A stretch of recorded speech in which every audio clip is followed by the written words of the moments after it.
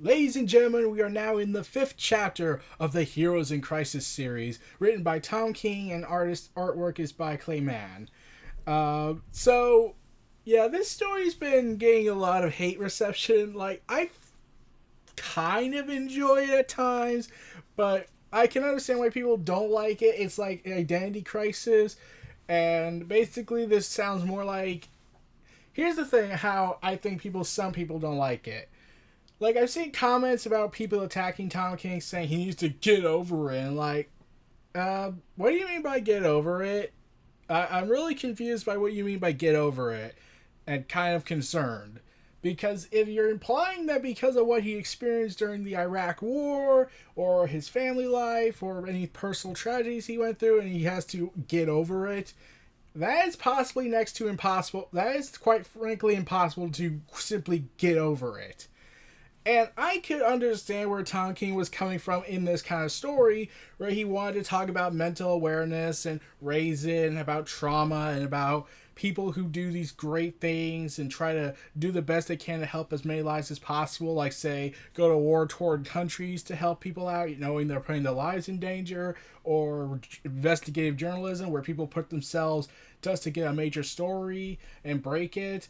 But yeah, I can understand why Tom King wanted to write the story like this, but then Dan DiDio was like, I need to find a way to kill off Wally West. I hate him.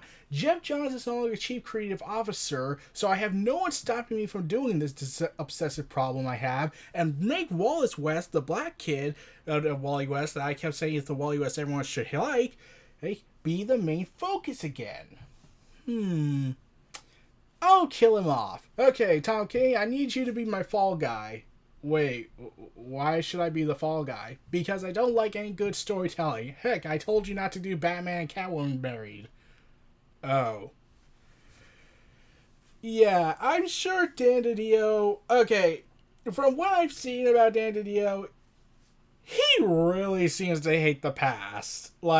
Really hate it. He hates Nightwing. He hates Batgirl from minor extent. He hates the pairing.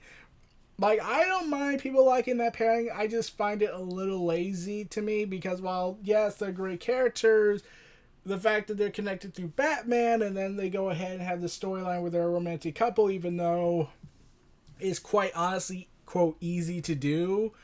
It could be hard depending on who's writing it, but to me it just feels like it's an easy maneuver to use. Oh, they worked with Batman and they have history together, so clearly we can tell a story where they're a couple, right? Young Justice is doing this with the couple, but I just don't particularly care for that kind of storytelling. Like I said, I grew up with Robin and Starfire, Nightwing and Starfire, or Coriander. Nightwing and Barbara Gordon, Dick Grayson and Barbara Gordon, I just never grew up with that. In fact, when I saw them in the Batman animated series, I was always thinking they were brother and sister. I never thought they were a couple. But enough about me explaining certain things about Dan DiDio's prejudice towards certain characters who are not supposed to be real and are not real and will never be real. Maybe in a parallel dimension that exists somewhere, since I'm a believer in multiversal theory and anything we create, it actually creates another universe in a singularity construct, which leads to a fanfiction series I'm doing where some characters destroying that construct, but nonetheless about my fanfiction project. The covers...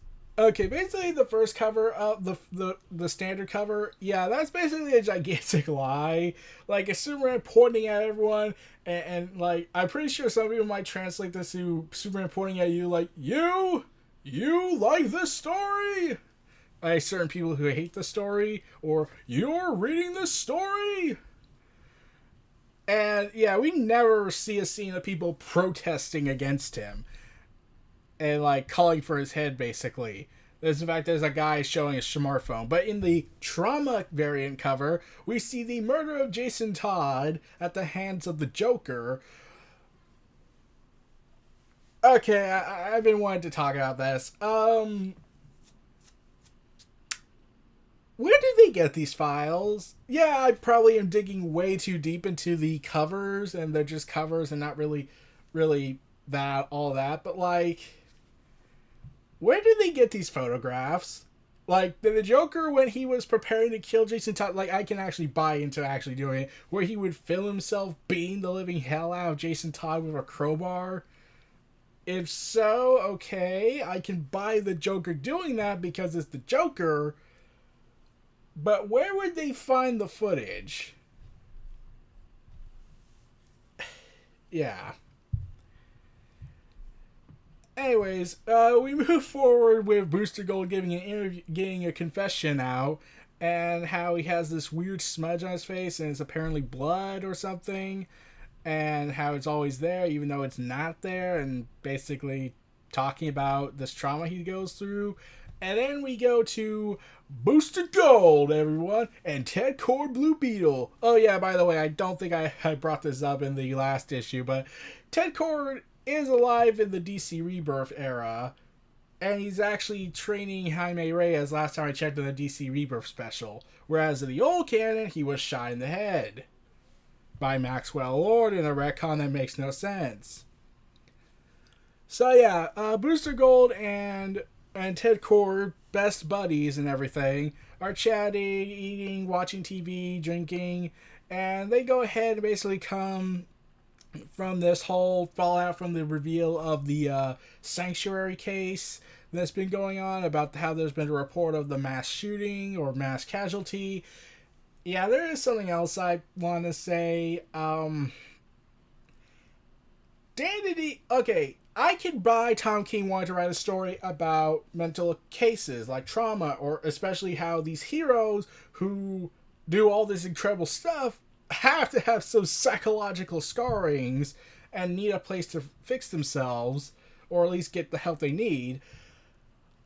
But to go ahead and have Dan DiDio come in and say, no, I want a mental story, but someone who shot up a place. That's a good idea. Someone just snapped and shot up a bunch of people. And I'm thinking, do you have any idea what's gone on in the world since the year it came out?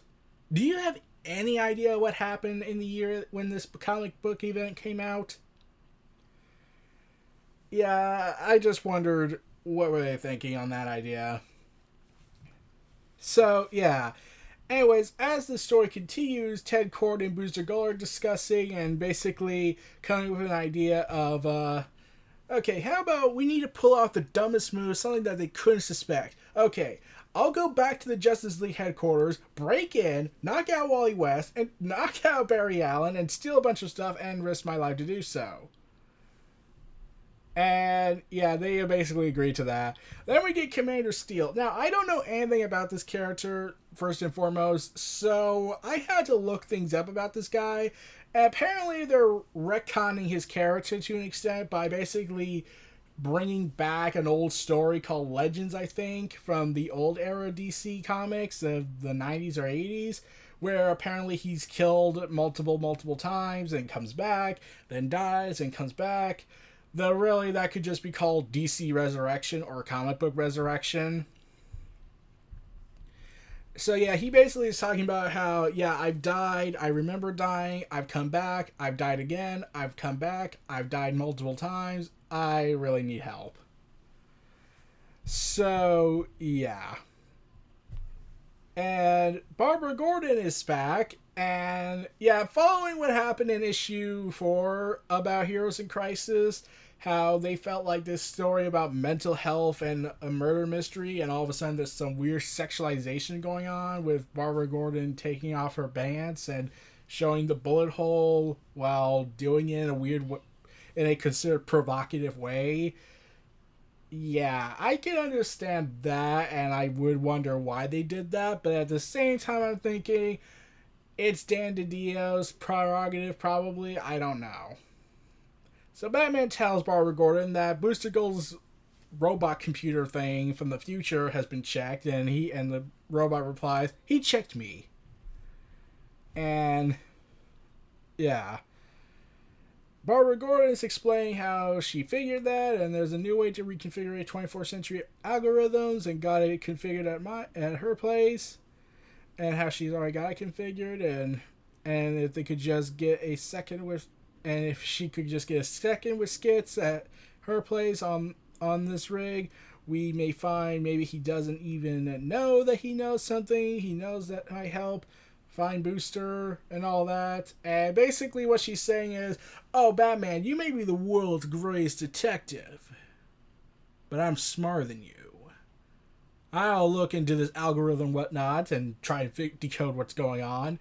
Barbara Gordon, while you're intensely trying to destroy an algorithm and try to figure out how it works, can you go ahead and focus on the present? We've been trying to deal with YouTube's corrupted algorithm issues. Could you be kind enough with your intelligence fix that? And I'm pretty sure her head would explode just trying to figure that out. 24th century tech algorithm probably would make more sense. And Barbara Gordon, and then Skits asks, it won't hurt, will it? And Batman just says, fine. I must go back to brooding. And also figuring out the case. And I'm still trying to figure out whether or not my belief that rock and roll is the culprit is possibility. Skits just says, will it? And Barbara Gordon says, fine, really? Cool. That's cool. Thank you, Batman. You rock. Don't say rock. I just found that hilarious when I read that the first time. It was like, oh god, they still kept that old retcon they did back in the 90s with Batman's obsession of rock and roll hatred. That probably would have been a hilarious joke where they go ahead and have him get all triggered and whatnot. Like, you said what? I'm gonna go on Tumblr and whine. And Batman just says, contact me if something was missed. Superman and Wonder Woman are making a statement to the media about Sanctuary. And Barbara says, okay, thanks. Also, will you be doing what? Aren't you Trinity Essential? And Batman just says, I'm Batman. I don't do press. Unless it's rock and roll. So then we get back to there's Clark Kent and Lois Lane talking, and Lois Lane's trying to cheer him up and trying to relax him in ways that probably will be in Dan DiDio's mind and probably won't be because he hates this couple with a fiery passion.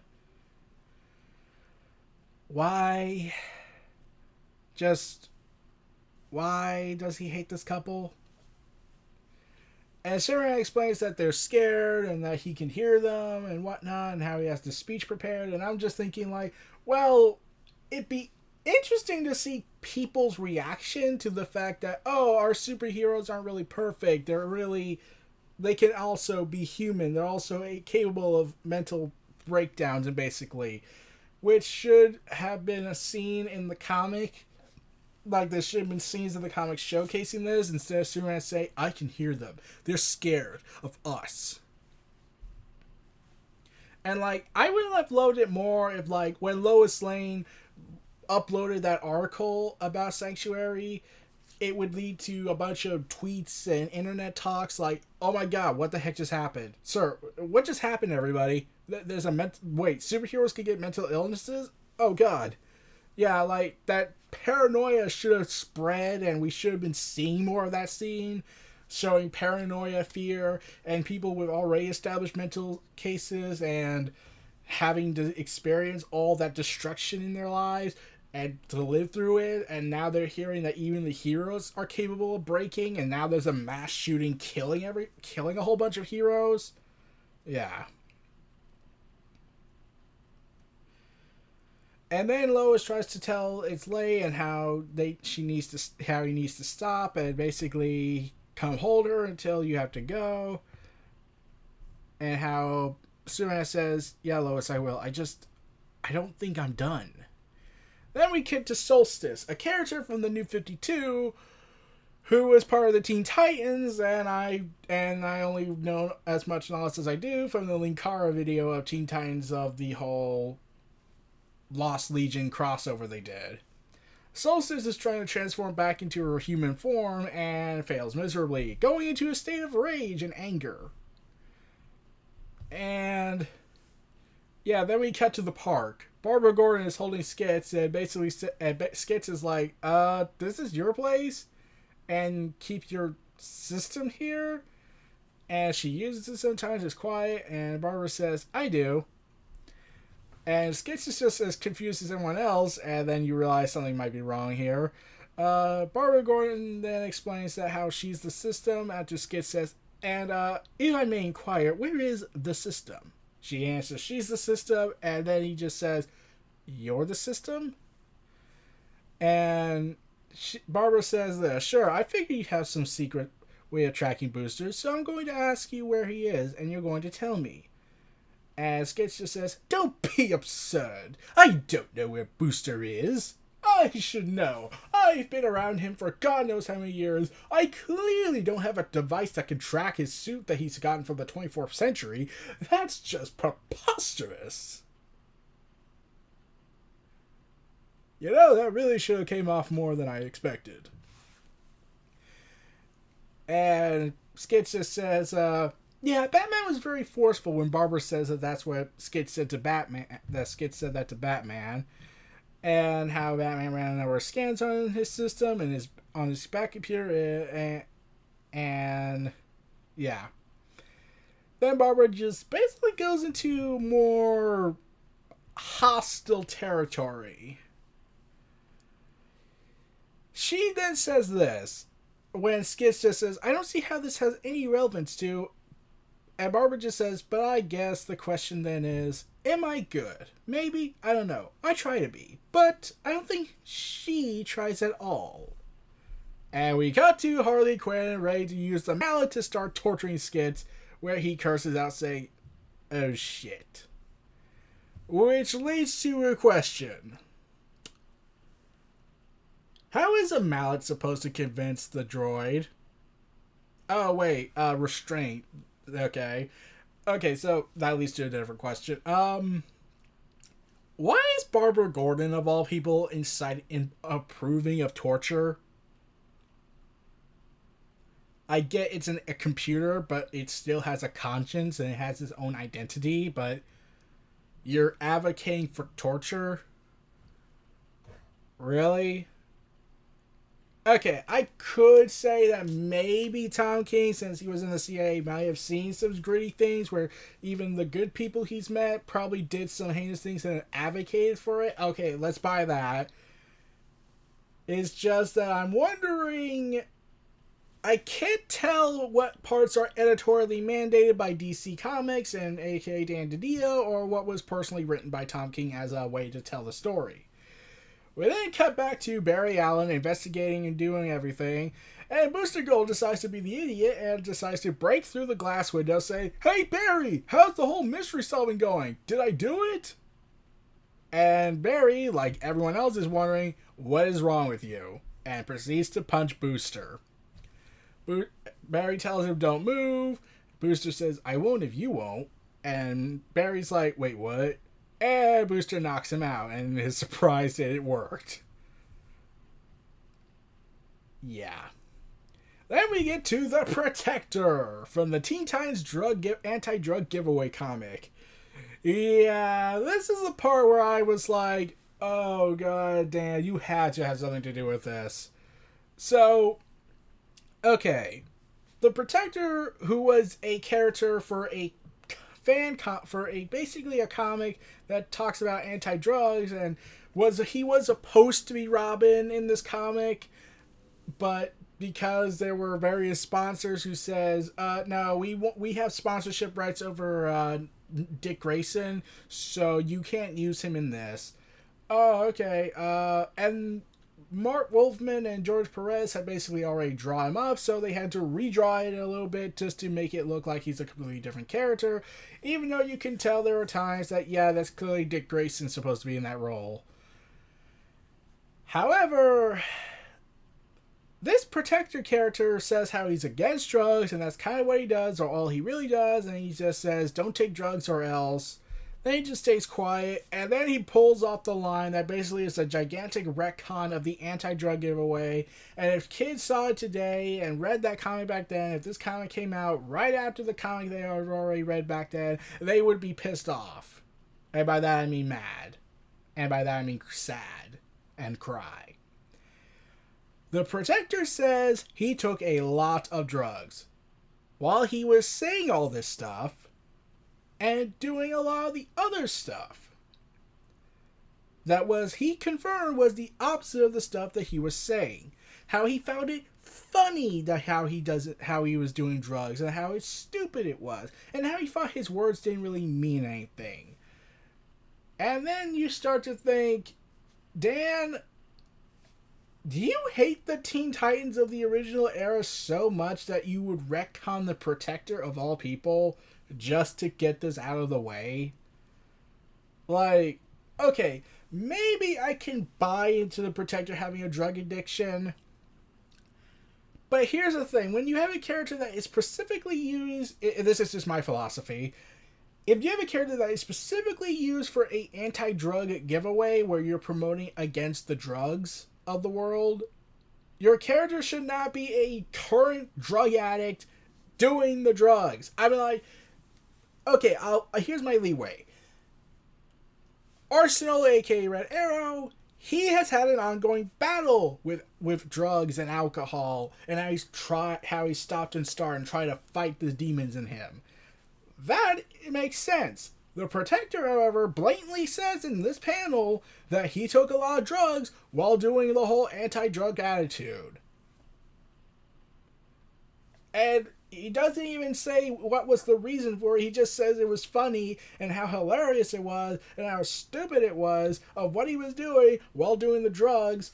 And he never gives a tragic reason or because he's mentally broken. It's just like, I don't do drugs, kids. By the way, I'm going to go do drugs. Like, think about this. Think about the people who read the anti-drug giveaway. I knew about this from Linkar's review of it, but imagine if a kid who read this comic from the 80s, and it was about the anti-drug giveaway, and then they hear about Heroes in Crisis saying the Protector's in here, and they would say, oh, I remember him. He was in the anti-drug giveaway. That was like, what, my first comic I ever read? If that's a possibility. And then they read this issue, and it's revealed that the Protector's a drug addict? DC killed my childhood.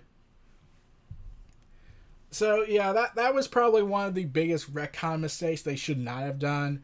In fact, I was trying, the thing I thought when I saw the Protector the first time in Heroes in Crisis, I honestly thought maybe he's suffering from trauma because he feels like he failed to stop a drug trafficking incident, he failed to stop a drug cartel, like he's not really the superpowered hero, he's just a normal everyday person who's dressed up as a costume and his only thing in life is the whole anti-drug attitude.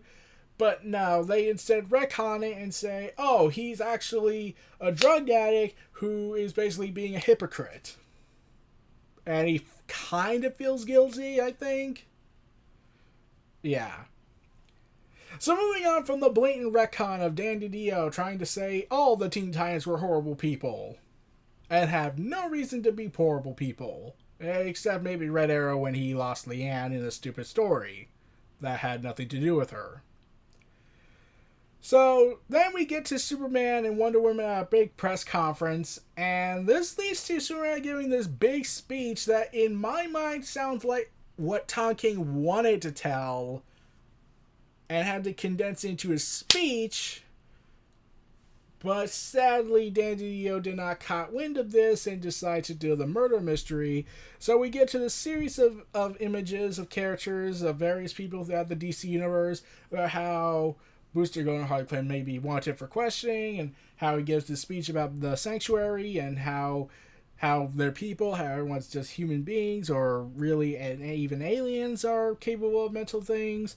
But while this is all going on, Booster Gold and Ted Cord are analyzing Wally West's corpse. Classy Dan. And Booster says, do you see it? And Ted just says, no, and I'm Beetle and you're Booster. If I don't see it, you don't see it. Booster says, he does see it. And Booster then says, I don't know anything, but I know some things. Like heroes. I know about heroes. At the museum, I memorized them. I even know their birthdays. As such, I have to do my surprise birthday party every year and kind of creep them out. I even know your secret birthday and I actually know where you stole all the toys. And then it says, and I know about time travel, or at least about time travel police, those prudes. And how they measure to see if you're cheating. They take a reading of your RNA's half-life and they compare it. And then they compare it to their birthday. And then as Superman continues giving this speech featuring more characters of the DC universe, Barbara Gordon and Harley Quinn having no doubt interrogated skits, Harley is told by Barbara, "Remember you promised," and then Harley says, "You worry too much, girl bat. I won't kill him. I'll just murder him." And Barbara's just like, "That's the same thing, Har." And Harley Quinn's like, "Wait, what, really? No." And Barbara's just like, "Yes, it absolutely is." And then Harley Quinn says, "Superheroing, I tell ya, you learn something new every day." No, it's not superheroing. It's called common sense, and it's also called a thesaurus. It's really not that hard. And as Superman continues giving this speech, and we move forward with time, and showing all these different heroes fighting and protecting people throughout the world, and yeah, and even explains the nightmares, how they will forever endure, and how they went through this. We cut to Gotham City, I believe, and we're at the shoreline where Harley Quinn had tossed the rose in memory of Poison Ivy, who in this continuity is her girlfriend. Well, dead girlfriend, but still. And then we see a shadowy figure pick up the rose, and it's a red-gloved hand. And then we cut to the possibly most bullshit moment in the entire comic series so far. Booster Gold tells Ted, this Wally, he's 5 days too old. Barbara Gordon arrives to the scene with Harley Quinn, and Harley Quinn says, "Hey, Booster, I'm here to massacre you." And Barbara just says, "No, Har, massacre is still kill." Har's like, "Oh, come on, is anything not kill?" Thesaurus. It's really not that hard, Harley. And afterwards, after Superman finishes his speech, he says thank you for listening and thank them. Harley Quinn ends the comic by giving a confession interview about Mr. J, aka the Joker, and talking about some jokes, and then how he basically started hitting her, and he hit her real good. In the violent way. And then the comic ends. So, what they're implying, and what certain covers that came out about the future issues of Heroes in Crisis, they're suggesting, and this pissed everyone off when they first said this, watched this, when they read this, is that Wally West is the killer of Heroes in Crisis. Dan, your hatred for Wally West knows no bounds, do you? Okay, here's the thing I'm going to say. Let me speak out the pros and cons of this. One, I could probably buy into Wally West going crazy, like really looking at it in the whole DC Rebirth event as a whole. Like, this is a guy who had a life, was taken from it, erased from existence by Dr. Manhattan, and lost his wife, lost his children. They don't remember him. His children are trapped somewhere, and he can't rescue them anymore. He can't reach them. No one else remembers him. The Titans were a thing of the past. Hope was basically dead. And he can't seem to reconnect with with Linda, and he's basically miserable and whatnot, and his mind is about to snap. But here's the thing about the problem: one, this is Wally West. Wally West is too popular and too iconic for fans, both mainstream and in comics only, to be turning into a villain unless you gave a legitimate reason. And saying that, oh, he went crazy and shot everyone up. Which also leads to new questions of, wait, if he shot everyone up, where did he get the guns? Where was the gun? And wait, did he hide it then? But wait, if that's Wally West, if that's another Wally West, then where's the real Wally? And if that's the case, where did he get another Wally West? Did he travel through the Speed Force and went to another universe? Like there's 52 universes, unless you count the Dark Universe. Yeah, there's a dark multiverse thanks to the Batman Who Laughs continuity, but that's a different matter for a different story and a different video. And, okay, you want to know how you could salvage this? And I'm pretty sure Jeff Johns is probably pissed off. Like, he had worked his ass off to bring back Wally West in the DC Rebirth event. And now Dan is like, well, you're gone, Jeff, so I'm going to ruin Wally West and make sure he's never loved again. Except that didn't work with Hal Jordan, so I don't know why I'm even doing this. Yeah, this is, like, okay, Hal Jordan, okay, like, trying to make him a villain, okay, you could try and make a hero that's popular into a villain, but usually you bring them back and as either redeemed or retcon the past in order to make sense of everything of why they went cuckoo for Cocoa Puffs. Where in Hal Jordan's case, he went insane because some entity called Parallax influenced his mind and warped his right and wrong. So Jeff Johns, the only way to fix this case, if Wally West turns out to be the killer, is to have Dr. Manhattan do something to it. That's the only way this is going to fix anything.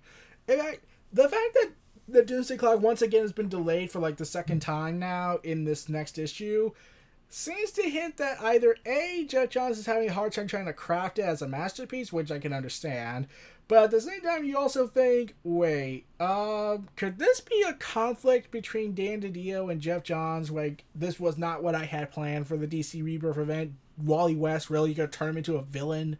And Dan DiDio was like, well, you left Chief Creative Officer role, so I'm taking over. And I say, Wally West is a horrible character, and I need to get rid of him to fit my DC Earth. Everything is better in my DC. Which leads to more questions about why doesn't he just not make a different universe and just leave the old one alone? But the damage has already been done on that. And then, like I said, Jeff Johns could probably salvage this issue if he retconned the Heroes in Crisis event in the Doomsday Clock comic, since there are still a bunch of issues left to go through, and he still has a month gap in between to fix this, where if Wally West is the killer in Heroes in Crisis, Dan DiDio could just have Dr. Manhattan say, I got rid of him, I drove him insane, I worsened his mental state to make him start killing people and go crazy. There. That's the only way this can fix anything. That can be the only way to salvage this whole issue of having Wally West be the killer. That's the only way I see it fixing it. Unless you say it's not really Wally West, and then I'm perfectly fine. But, yeah, this is what really pissed people off reading this issue. Like, they thought the sexualization they did in issue 4 was bad. Now they were, like, told, oh, Wally West might be the killer. And then that would have pissed everyone off, because everyone loved Wally West.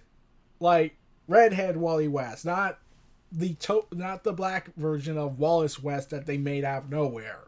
Like, I'm not discrediting him. Like, I'm black, and I could probably buy into why they wanted to make a black version of the Speed Force of the Flash character. I could buy into that, like maybe promote diversity, but when you promote something, a new character, you just don't say, oh, he's Wally West. And everyone will say, but no, Wally West is a redhead white kid.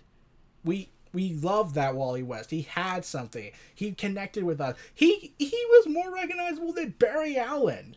And as much as we don't really care if you brought him back or not, we still love Wally more than Barry. And yet, Dan DiDio's like, well, are you in charge of DC Comics? No. Then screw all of you. So, yeah, this issue might piss everyone off when the idea of it is that Wally West might be the killer.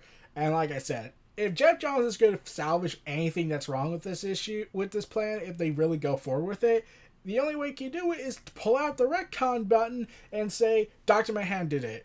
Like Dr. Manhattan with his infinite power and omnipresent abilities warped Wally West's mind, drove it more insane than already it was, and drove him to kill people in order to try and get rid of Wally West and try to make certain to cover his tracks. That's the only way they can fix this. So, yeah.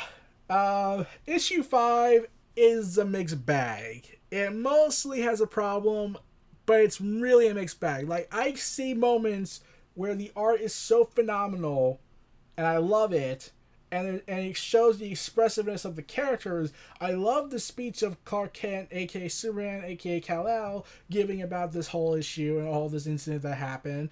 I really get what Tom King's trying to tell, but that certain people in DC don't want it to be told like this. It needs to be told like this. And Tom King probably wanted to tell it a completely different way that didn't involve a murder mystery and involving a subject matter regarding mental illness and a mass shooting of killing people after what happened in 2018 and all the years prior in recent years.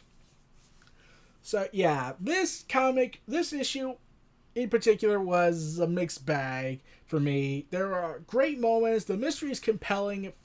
If they go the other route, then this basically destroys the whole thing. For me at least.